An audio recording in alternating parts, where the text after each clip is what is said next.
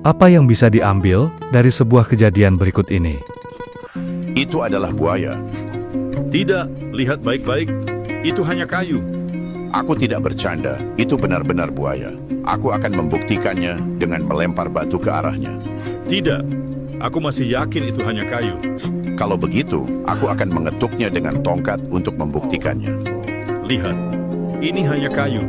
Aku akan menyemprotnya dengan air. Seharusnya kalau memang buaya, dia akan bergerak. Baiklah, aku akan berdiri di atasnya. Maka kau akan tahu kalau ini benar-benar buaya. Oh, dia benar. Ternyata itu memang buaya. Hati-hati, itu buaya. Tidak, ini hanya kayu. Moral dari cerita ini, jangan mempertaruhkan hidupmu hanya untuk meyakinkan seseorang akan sesuatu. Itu akan berakhir menyedihkan untukmu.